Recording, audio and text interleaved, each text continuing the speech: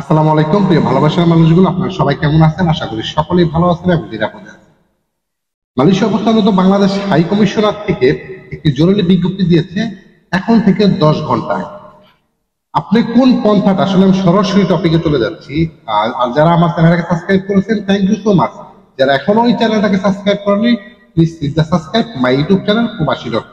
যারা Facebook page থেকে দেখতেছেন, অবশ্যই পেজটাকে ফলো দিয়ে যাবেন, ভিডিওগুলো শেয়ার করে অন্য বন্ধুদেরকে দেখার সুযোগ করে দিবেন। আমরা ইদানিংত বিভিন্ন ফেসবুক পেজে দেখতেছি সাকসেসফুল, শিওর করলাম ফ্লাইট আসলো, আজকে এই ফ্যামিলি, কালকে ওই পরিবার, পরের দিন ওই ফ্যামিলি, ওই পরিবার। এরকমটা এখন আর হবে না। আসলে কেঁচো খুঁজলে অজগর বের হয়ে আসে, যেটা আমরা আগে থেকে জানি। ইদানিংত দেখেছি প্রচুর পরিমাণে ফ্যামিলি মালয়েশিয়াতে আসতেছে, কিন্তু এর পিছনে একটা বড় ধরনের রহস্য লুকিয়ে আছে। সেটা আজকে মালয়েশিয়া অবস্থানরত হাই কমিশনার মোহাম্মদ শামীম আহসান সাহেব থেকে উদ্ঘাটিত করেছে। বিষয়টা হচ্ছে, অনেকেই কলিং ভিসার কথা বলে মহিলাদের এই মুহূর্তে মালয়েশিয়া কর্মী নেবে, এই বলে মহিলা কর্মী নেবে, MOU সাইন হয়েছে, আপনারা আসতে পারবেন, এরকম প্রণবতা দেখিয়ে অনেক মালয়েশিয়াতে মহিলাদেরকে নিয়ে আসতেছে, ভুয়া কাবিননামা, ভুয়া এটা সেটা বানিয়ে মালয়েশিয়াতে নিয়ে আসতেছে। তাকে কাজ দিয়ে দেবে, কর্মের সন্ধান দেখিয়ে দিবে, ইনকাম করতে পারবে। মেয়েদেরকে আনার পরে তারপর তো বুঝতে আসছে যে ওইটা আমরা না উচ্চারণ করি, কিন্তু এই যে যে বিষয়টা, এই বিষয়টার উপর ডিপেন্ড করে, এই বিষয়টার উপর ডিপেন্ড করে কিন্তু ফাইনালি এখন সবকিছু বের হয়ে আসছে।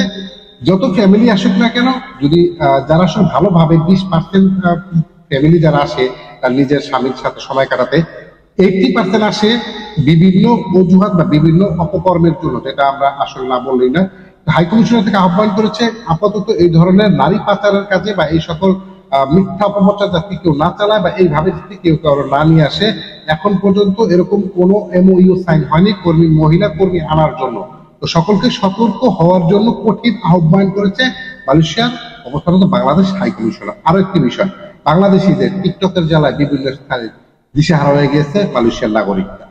এখন মালয়েশিয়া হচ্ছে ফরেনারদের জন্য, ফরেন কান্ট্রি, এটা আসলে ফরেনারদের জন্য এটা আসলে তেমন একটা চাপ দিতে পারে না, কারণ ইকোনমিক্সটা ডেভেলপ রাখার জন্য মালয়েশিয়ার অবশ্যই ট্যুরিজমটা দরকার। যার জন্য সকলকে আহ্বান করেছে টিকটক করার জন্য, যাতে কারো উপরে কোনো ব্যক্তিগত সমস্যা না দাঁড়ায়, সেদিকে তাদের সুনিশ্চিত করার জন্য মালয়েশিয়ার প্রধানমন্ত্রী এটাকে আহ্বান করেছে বিভিন্ন মন্ত্রণালয়। তো যারা টিকটক নিয়ে ব্যস্ত থাকেন, বাংলাদেশি ভাইয়েরা অবশ্যই একটু সরে আসবেন। টিকটক নিয়ে এরকম কিছু হবে না আপনার। অযথা বিরক্ত হয়ে মালয়েশিয়াতে এরকম অকারেন্সের মধ্যে পড়েন না, যেটা আপনার অনেক বড় বিপদে দিতে পারে। আর মালয়েশিয়াতে MOU এখন সাইন হয়নি, কোনো মহিলা পুরুষ যাই বলে না কেন আনার কোনো সুযোগ নেই।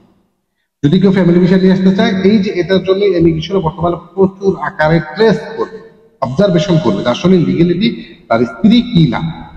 এরকমটা অনেকে আটক খেয়েছে ইদানিগত, আমরা বিভিন্ন সোশ্যাল প্ল্যাটফর্ম থেকে শুরু করে যাবতীয় ইমিগ্রেশন দেখতেছি।